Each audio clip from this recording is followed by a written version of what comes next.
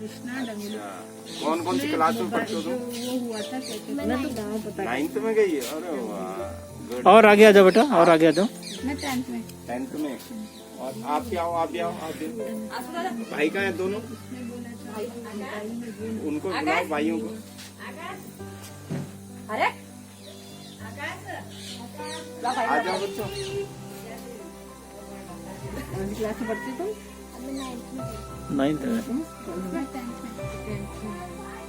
अच्छा 12th में non गया पढ़ गई। वो तो सबसे छोटा कौन सी क्लास है? 5th में है ना, उसका नहीं मिला है ना राशन। उन्होंने बोला था ऐसा। आप 9th में इस साल आप गई। अच्छा, और वो 5th में को गए?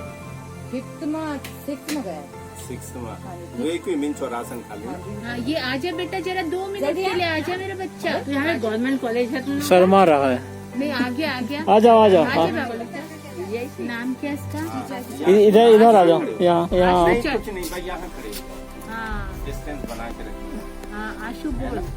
नमस्कार, हम लोग इस समय सोडा सिरोली में हैं और सोडा सिरोली ये गांव है रायपुर ब्लॉक में।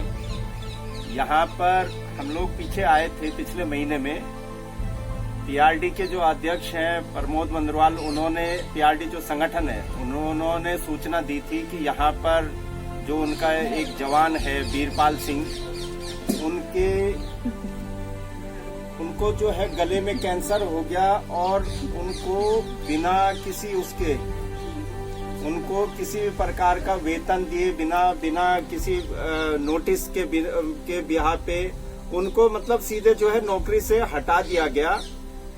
और उसके बाद जो है 6-7 महीने इस बात को हो गए हैं और 7 महीने से विभाग ने आपकी कोई सुध नहीं ली, ना ही आपको जो है किसी प्रकार का वेतन दिया गया, ना ही किसी प्रकार का इंश्योरेंस दिया गया, ना ही इलाज में किसी प्रकार का सहयोग किया गया। वीरपाल सिंह का इलाज जॉली ग्रांट हॉस्पिटल से चल रहा है और जो इनका इलाज है वो इलाज कुछ इनका जो स्वाभिमान भारत योजना है उसके तहत इनका जो आयुष्मान जो कार्ड है बना हुआ उसके तहत आपका इलाज हुआ है। मगर उसके बावजूद जो वीरपाल सिंह जी की जो हफ्ते की जो दवाइयां आती हैं 1000-1500 रुपए की हर हफ्ते की इनकी दवाई आती है। आपके माजी पिताजी इनके साथ में हैं और 4 बच्चे आपके हैं छोटे छोटे, और उसके अलावा इनकी पत्नी साथ में है। आज की डेट में वीरपाल सिंह जी के पास जीवन यापन की चुनौती आपके सामने पे आ गई है। विभाग द्वारा इस प्रकार से अपने किसी कर्मचारी को यतीम छोड़ दिया जाएगा, ऐसी कल्पना करना भी शायद मुश्किल होगा। मगर विभाग ने वो काम किया है जो एक कहेंगे हम लोग कि इतना संवेदनहीन ये विभाग हो चुका है कि भाई जो अपने कर्मचारियों को इस तरीके से बिल्कुल उनकी अनदेखी कर रहा है। आज हम लोग चूंकि पिछली बार हम लोग आए थे तो 2 नागरिक राहत समूह ने ये तय किया था कि जब तक भी हो सकता है 2 नागरिक राहत समूह कम से कम जो अपनी राहत किट है तो 2 नागरिक राहत समूह 2 किट राशन का, सूखा राशन का, जब तक भी जो है 2 नागरिक राहत समूह से संभव हो पाएगा तब तक जो है 2 नागरिक राहत समूह वीरपाल सिंह जी के परिवार को देने का काम करेगा। और वीरपाल सिंह जी की जो लड़ाई है वो विभाग से है, सरकार से है। उनकी उस लड़ाई में, उनके संघर्ष में साथ खड़ा होने का समूह काम करेगा। इसी कड़ी में क्योंकि पिछली बार हम लोग आए थे और पिछली बार हम लोगों ने ये बात यहाँ पर कह के गए थे और उसी वादे अनुरूप हम लोग आज फिर यहाँ पर आज 4 तारीख को यहाँ पर आए हैं। हमारे साथ में वीरपाल सिंह जी हैं। आप थोड़ा अलग रहो, पहले तो सोशल डिस्टेंस का आप लोग रखिए। बहन जी आप इधर आ जाइए, अगर कुछ है तो। कुछ काम ना होता है जी। अच्छा, ये वीरपाल सिंह जी के बच्चे हैं। क्या नाम है बेटा आपका? आशुतोष। और आपका क्या नाम है? आराधना। आप वीरपाल सिंह जी की पत्नी हैं। क्या नाम है आपका? उर्मिला जी। और आराधना है। और 2 बच्चे आपके, जो एक 12th में बड़ा बेटा है और एक बेटी है 11th में। आशुतोष कह रहे हैं कि आशुतोष इस समय 6th में गए हैं। आशुतोष से एक नई बात पता लगी है कि आशुतोष फरवरी में आशुतोष के पेपर हो गए थे। और आशुतोष कौन सी स्कूल में आप पढ़ते हैं? इस उनके पेपर नहीं हुए। अच्छा, अभी पेपर नहीं हुए। कौन सी स्कूल में आप पढ़ते हैं? प्राइमरी कहाँ पे? क्या सौड़ा सिरोली में, पटियों में। और यहाँ से पैदल जाते हैं आप। तो आप ये बताइए, फरवरी से अब तक आप स्कूल में कभी स्कूल से कोई फोन वगैरह आया आपको आने के लिए, बुलाने के लिए स्कूल में?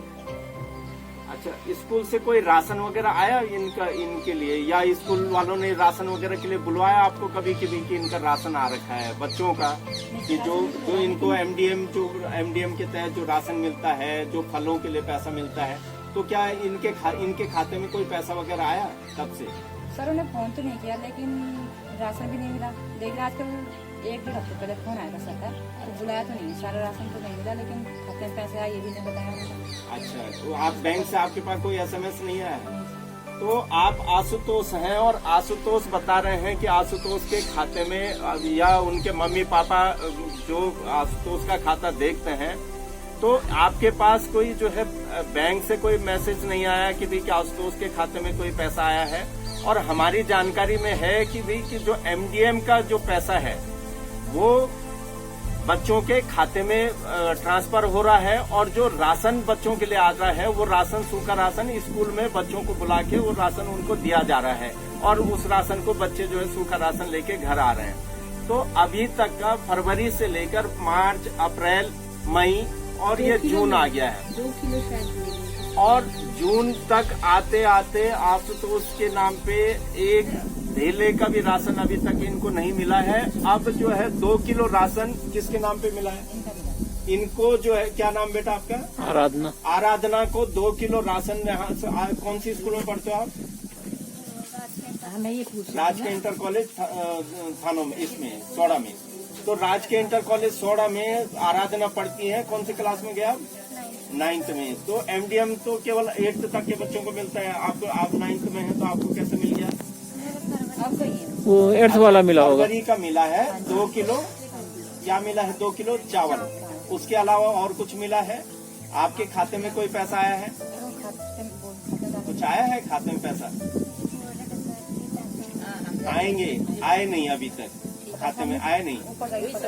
अच्छा, अभी आए नहीं है। तो खाते में जो है ना, तो आराधना के खाते में पैसा आया, और आराधना को फरवरी में 2 किलो चावल मिला है, ये आराधना ने बताया। हम लोग ये जो दून नागरिक राहत समूह है, ये निरंतर जमीनी हकीकत बताने का काम कर रहा है सहयोग के साथ साथ। हमारा उद्देश्य खाली ये नहीं है कि हम लोग केवल सहयोग करें, हमारा उद्देश्य है कि जो जमीनी सच्चाई है, जमीनी सच्चाई को आपके सामने पे लेके आए, और सरकार की ये हम लोग, ये सरकार ये ना सोचे कि हम लोग ये जो है सरकार के विरोध में कर रहे हैं। हम लोग ये सरकार का सहयोग कर रहे हैं, सरकार की सहायता कर रहे हैं कि उनके मातहत अगर किसी कहीं पर जो है वो आलस कर रहे हैं, कहीं पे अनदेखी कर रहे हैं, कहीं पे काम चोरी कर रहे हैं, कहीं पे बदमाशी कर रहे हैं, तो सरकार उन पर नकेल लगाने का काम करे। इसी कड़ी में आज हम लोग यहाँ पर आए हैं, और वीरपाल सिंह जी यहाँ पर हैं। वीरपाल सिंह जी, अभी विभाग द्वारा आपको क्या रिस्पांस मिला है? किसी प्रकार का कोई रिस्पांस नहीं है?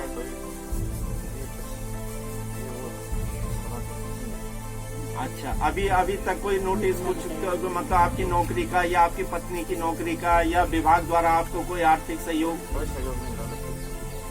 इस प्रकार का कोई सहयोग नहीं हुआ? तो पीआरडी में आपको कितने साल हो गए थे? अच्छा, 15 साल से आप पीआरडी में नौकरी कर रहे थे, और 15 बैच वगैरह है आपके पास, ट्रेनिंग आपने कर रखी है, सब कुछ है, और इसके बावजूद आपने, विभाग ने आपको जो है बिना कोई नोटिस दिए, बिना किसी पूर्व सूचना के आपको हटा दिया नौकरी से, है? कोई नोटिस वगैरह भी नहीं दिया? अच्छा, आप पिछली बार भी बता रहे थे कि ये जो है मतलब विभाग में जो उप निदेशक हैं शक्ति सिंह, और जो दूसरा सतेज सिंह आप नाम ले रहे थे, मतलब इन लोगों के साथ में मैं आपसे दोबारा पूछना चाहता हूँ कि मतलब क्या ऐसा क्या रहा आपका इन लोगों के साथ में? ऐसी क्या दुश्मनी थी? हाँ, उन्होंने पैसे लेके अपने आदमी लगाए और आपको हटा दिया। नहीं तो क्या आपसे पैसे की डिमांड की थी? आप ये तो आप जो है हाँ। अपने आदमी आया उसमें। अच्छा, आप कहाँ पर काम करते थे? आम वाला में। 2 लड़के थे वहाँ पर। हाँ हाँ। एक आप थे और दूसरे गिरीश जियाड़ा। तो गिरीश जियाड़ा कहाँ पे काम कर रहे हो? बाजार में। अच्छा, वो बाजार में काम। उनको कितने साल हो गए थे पीआरडी में? अच्छा, वो 1 साल आपके साथ में आम वाला में। आम वाला में क्या था? पॉलिटेक्निक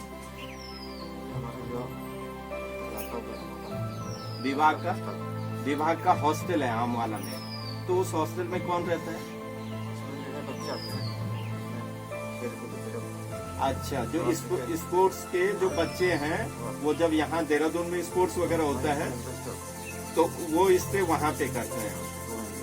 अच्छा, 2 महीने के लिए। तो वहाँ पे आपकी ड्यूटी थी और वहाँ से जो है आपको उन्होंने अकारण ही जो है हटा दिया। उस समय आपको ये जो कैंसर की दिक्कत है ये उस समय हो गई थी आपको? अच्छा, उस समय दवाई चल रही थी। तो विभाग में आपने जो है इसके इलाज के लिए कुछ सहयोग वगैरह के लिए लिखा था विभाग को?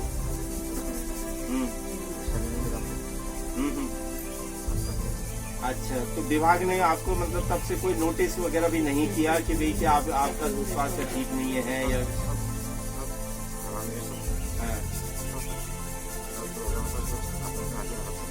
हाँ हाँ।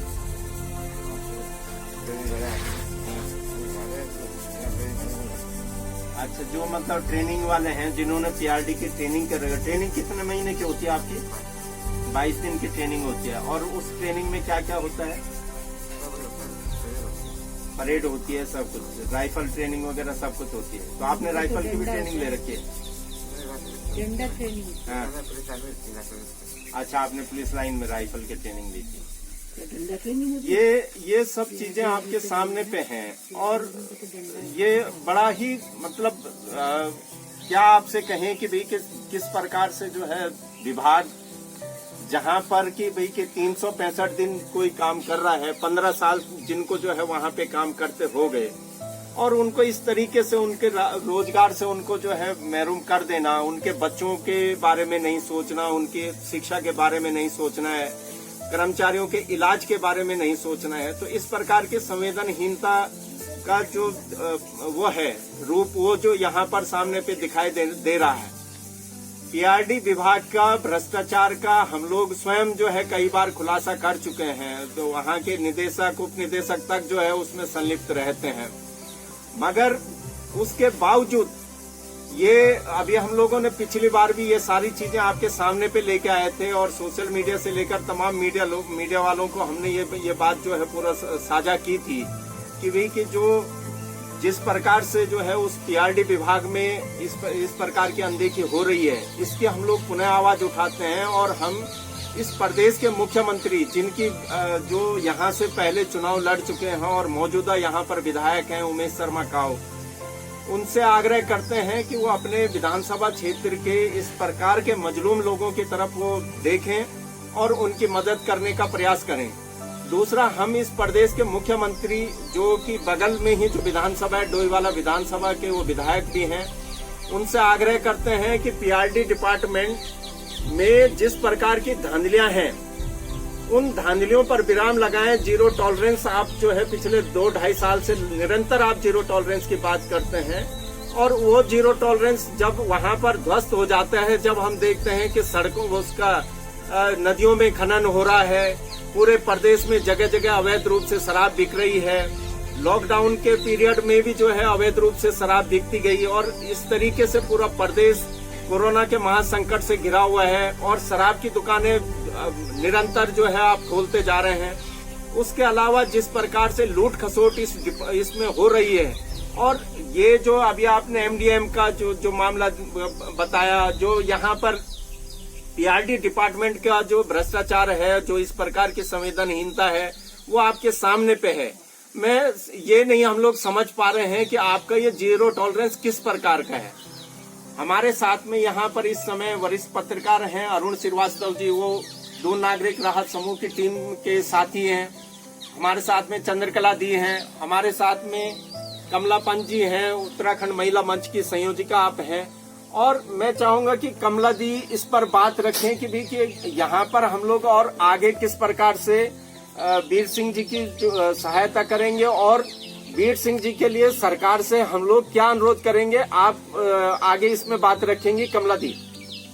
ऐसा है, वीर सिंह जी इस समय वीरपाल सिंह जी जिस दौर से गुजर रहे हैं, हम लोगों को बहुत अफसोस भी हो रहा है उत्तराखंड की गवर्नमेंट पे, और विशेषकर पीआरडी का जो पूरा स्टाफ है, और चाहे उसके वो डायरेक्टर हैं, चाहे उसका सचिव, इस तरह के कोई काम करने वाले लोग हैं, जिस तरीके से उनको 1 साल पहले इससे निष्कासित किया गया, तुरंत निकाला गया इस पीआरडी के, जिसमें वो 15 साल से लगातार काम कर रहे थे, तो बिना किसी कारण, बिना किसी नोटिस के उनको बाहर किया गया। उसकी जगह किसी नए 2 लोगों को वहाँ पे रखा गया कि नहीं, अन्य लोगों को की नियुक्ति उसमें की गई, और बिना किसी नोटिस के, बिना किसी कारण बताओ नोटिस के जिस तरह से उनको बाहर किया गया, उसके लिए हम केवल खेद व्यक्त कर सकते हैं। हम ये कह सकते हैं कि यहाँ की पूरी जो सरकारी प्रणाली है वो किस तरीके की है।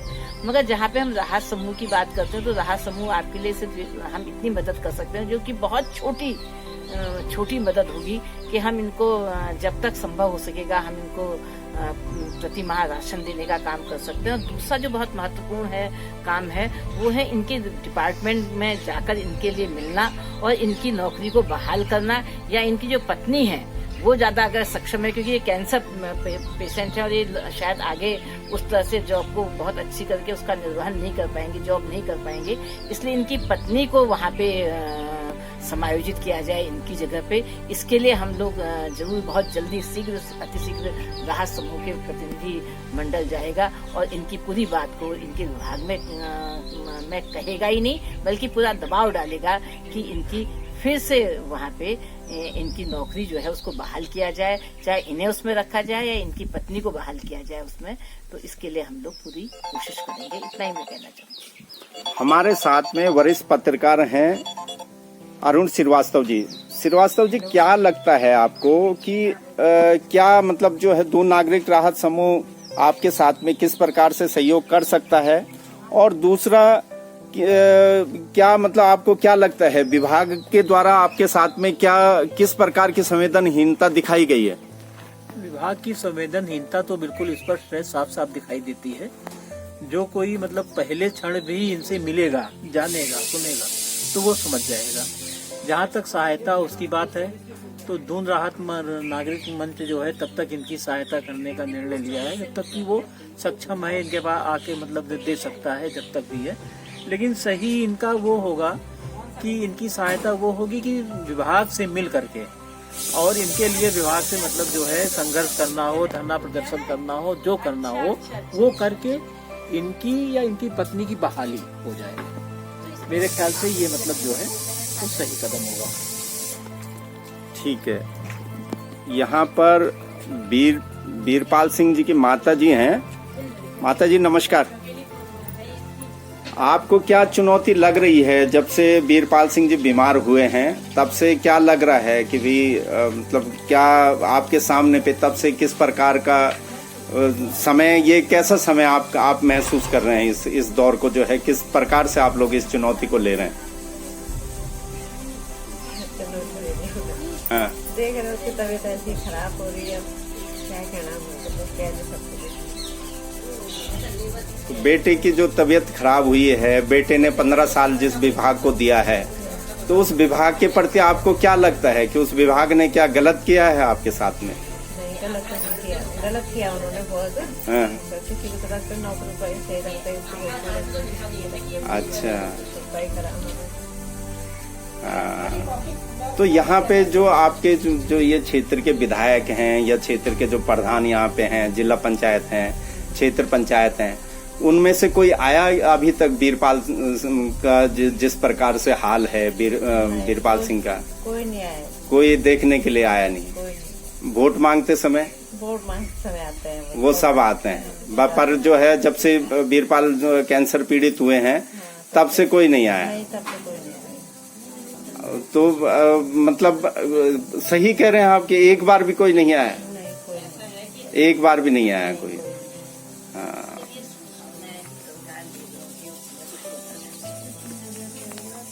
हमारे साथ में वीरपाल की पत्नी है, नाम क्या है आपका? उर्मिला। उर्मिला जी। उर्मिला जी, क्या चुनौती आपके सामने पे आ रही है जब से वीरपाल कैंसर से पीड़ित हुए हैं, और तब से मतलब आपको घर संभालने में और उनका स्वास्थ्य है जो उसके लिए, उस सब को लेकर क्या आपके सामने पे चुनौती आ रही है, और क्या आप सरकार से डिमांड कर रहे हैं कि 15 साल उन्होंने उस विभाग में काम किया है, तो अब आपको क्या लग रहा है कि विभाग उनके साथ में क्या किस प्रकार का अन्याय कर रहा है? सर अब ये तो हम क्या बोले सर, लेकिन सर चुनौती क्यों नहीं है सर, तकलीफ है, इतनी बड़ी तकलीफ है सर। खर्चे तो हर जगह हैं, बच्चे हैं, छोटे छोटे बच्चे भी छोटे हैं सर, फिर इनकी दवाई का खर्चा है, घर गृहस्थी का खर्चा है। तो सर उन्होंने इतने साल ड्यूटी की है, लेकिन सर वहाँ से भी कोई 6-7 महीने हो गए सर, वहाँ से तो कोई आए भी नहीं सर देखने के लिए। बीच में प्रमोद मंदरवाल जी आए थे, और वो भी क्या नाम उनका, नाम भी याद नहीं है। नहीं, प्रमोद मंदरवाल तो विभाग जो पीआरडी संगठन है, संगठन के अध्यक्ष हैं। उन्होंने साथ ही होने के नाते जो है वो यहाँ पे आए होंगे, या पीआरडी संगठन के अध्यक्ष होने के नाते वो यहाँ पर आए। विभाग के कोई सीनियर अधिकारी यहाँ पर आए हैं तब से? तो यहाँ पे जो निदेशक हैं, उप निदेशक हैं, या यहाँ पर जो जिला युवा कल्याण अधिकारी हैं, या ब्लॉक के जो युवा कल्याण अधिकारी हैं, उनमें से कोई आया आपके घर पे? कोई नहीं आया। इस गांव के जो ग्राम प्रधान हैं, इस गांव के जो क्षेत्र पंचायत सदस्य हैं, जिला पंचायत सदस्य हैं, या विधायक या सांसद, इनमें से कोई? नहीं सर, घर पर कोई नहीं। घर पे कोई नहीं आया है। आप लोगों ने जो उन लोगों से मिलने का प्रयास किया कि भाई के जो है आप लोग परेशान हैं, वो लोग आपको किसी प्रकार का सहयोग यहाँ पे करवाएं? मिले आप किसी से? हाँ जी, प्रधान जी से मिलने गए थे इस बार। हाँ हाँ। और तो सर दूर हैं, अब इतने दूर तो सर जाने के लिए फिर बीच में गाड़ी वाड़ी नहीं थी, तो हाँ। किसमें जाए सर? घर पर तो कोई नहीं आया सर। घर पे कोई नहीं आया। अच्छा, तो अभी आपके 4 बच्चे हैं आपके? 4। तो अभी उनका जीवन यापन कैसे हो रहा है? जो घर कैसे चल रहा है आजकल इस बीच में? सर घर कैसे चल रहा है सर, अब घर के थोड़ा सा मदद मिल जाती है, कभी देवर से मिलती है, सास ससुर जी हैं, तो ससुर जी भी इसी हमारे दिहाड़ी मजदूरी करते हैं सर। अच्छा, मतलब जब से बेटा अगर जो है कैंसर से पीड़ित हुए हैं तो ससुर जी आजकल दिहाड़ी मजदूरी करने के लिए निकल रहे हैं। तो उनकी उम्र कितनी है? सर उनकी तो 70-80 आसपास। 80 साल? 80 साल है? 75 साल। अच्छा, 75 साल उनकी उम्र है, और उनको जो है आपके परिवार का जीवन यापन करने, भरण पोषण करने के लिए उनको मजदूरी करने के लिए जाना पड़ रहा है घर से बाहर। क्या करें, अब लॉकडाउन लग गया सर, तो हम भी कहीं, हमारे लिए भी कोई काम नहीं आ पाया सर। हाँ। अब ये थे सर, तो विभाग ने आपके लिए भी नियुक्ति किया, तो अभी आपका कोई विकलांग सर्टिफिकेट वगैरह ऐसा कुछ बना है? अभी वो भी नहीं बना है। हाँ। तो अभी कोई वो नहीं। अच्छा, उनको आपकी माँ जी पिताजी को वृद्धावस्था पेंशन मिलती है उनको? ससुर जी को मिलती है। कितनी मिलती है? कितनी मिलती है उनको पेंशन? अच्छा, 1000 रुपए में तो अब आज की डेट में सिलेंडर ही आपका जो है 1000 रुपए का हो गया है, तो भाई कि वो अगर मिलती भी 1000 रुपए तो उसका करेगा क्या आदमी? इतना बड़ा परिवार उसको कैसे जो है आटे अगर कोई लाए तो भी 1200 से ऊपर ही है, सस्ता भी नहीं है। बिल्कुल। परिवार में तो कुछ भी नहीं सकता सर। चलिए, हम लोग प्रयास करेंगे कि भाई कि आपकी बात ऊपर तक पहुंचे, और ये जो सोई हुई सरकार है इसको सुधारे, कि वो जो है आपकी इस पीड़ा को समझे और उसका जो है निवारण करे। धन्यवाद।